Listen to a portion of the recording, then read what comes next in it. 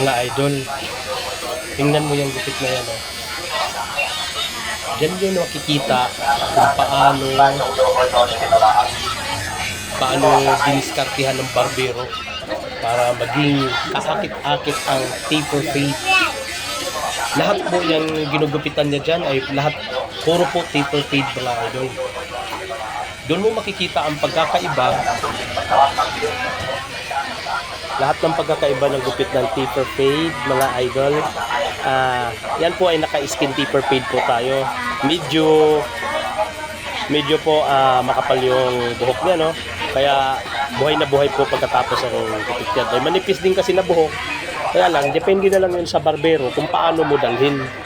Paano mo pagandahin ang pagkagawa ng skin taper fade. Nagdidepende lang po kung gusto lang sa skin ng pinakababa para magkaroon taga ng blending. Tingnan mo yan paano niya ginawa. Oh.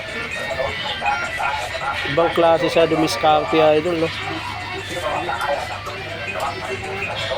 Mayroon siyang strategy kung paano niya papagandahin.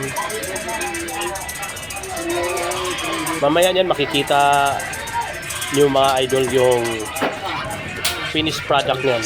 Napakalinis mga idol. Ayan oh. Yan na yung finished product oh. Grabe kalinis. Sino bang hindi magkakagusto niyan ng mga ganyang klaseng gupit? Napakalinis ng pagkakagawa.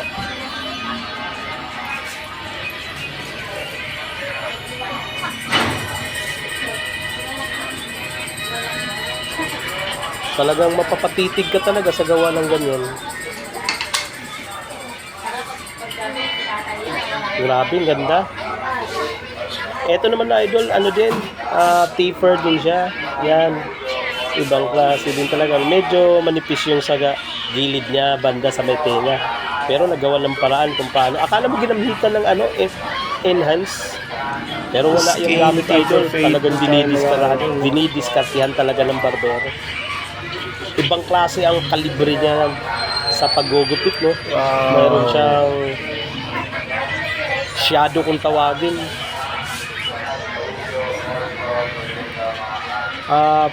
Paki-subscribe nyo lang po mga idol. Ang YouTube channel niya ay Branch the Golden Handbagger.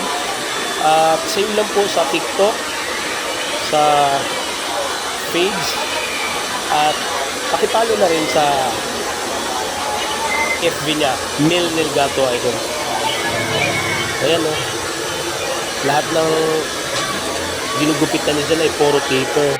Grabe naman talaga ngayon, napaka-uso ang taper talaga. Ito din idol, tinaper din, napakalinis. Tuwang-tuwa sigurado yung customer na to. Dahil napakalinis talaga ng pagkakagawa. Kahit kapwa barbero niya, napatitig sa gawa niya. Hanggang dito na lang mga idol, maraming salamat. Thanks for watching.